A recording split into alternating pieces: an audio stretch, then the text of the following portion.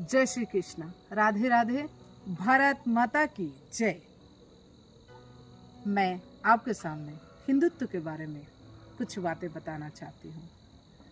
वो इस प्रकार है कि आज मैं जगह जगह पर देख रही हूँ कि हिंदुत्व के सम्मेलन, हिंदू सम्मेलन हो रहा है। हिंदू सम्मेलन बहुत ही बढ़िया है। मैं सभी लोगों को, हमारे हिंदू भाई बहनों को, सभी को कहना चाहती हूँ कि हिंदुत्व मतलब, हिंदू सम्मेलन मतलब सिर्फ सम्मेलन करके घर चले जाना इतना इनफ नहीं है। जैसे कि हमारे भागवत कथा होता है, कई बार बहुत कुछ हिंदू के बारे में कथा होता है। हिंदू का भागवत कथा, रामायण कथा, कीर्तन इत्यादि सब कुछ होता है, लेकिन उसको कितने लोग जीवन में अमल करते हैं, अपने नियमों को पालन करते हैं। हर चीज़ का एक नियम है। नियम के ऊपर चलेंगे तो अपने हिंदुत्व को हम बचा सकते हैं। नियम को फॉलो करना है हिंदू भाई बहनों को, और अपने धर्म को बचाना है। अपने धर्म को बचाने के लिए विधर्मियों से बचाना है।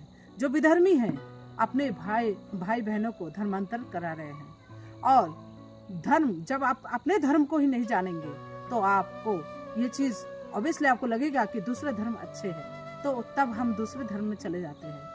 इसीलिए हमें दूसरा धर्म में नहीं जाना है। आपको अपने पिता को ही अच्छा लगना चाहिए, क्योंकि जो हमारे परम पिता है, हमारे परमेश्वर है, जो हमारे जगत पिता है, वही हमारे पिता है। तो अपने पिता को ही हम पिता कहना यही सही है।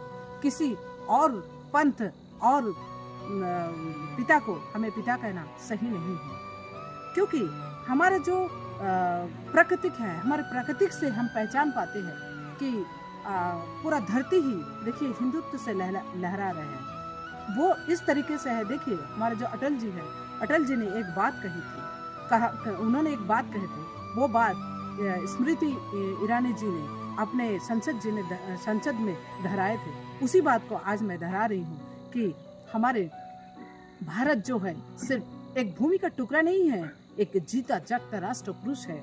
और इस भारत की भूमि को उन्होंने इस तरीके से व्याख्या किया है कि ये बंधन की धरती है, ये अभिनंदन की धरती है, ये अर्पण की धरती है, ये तर्पण की धरती है, ये यहाँ की नदी हमारे लिए गंगा है, यहाँ के कंकड़ हमारे लिए शंकर है। हम जिएंगे भी तो इस देश के लिए और मरेंगे भी तो इस देश के लिए, और मरने के बाद भी हमारे अस्थियां जो नदी में बहती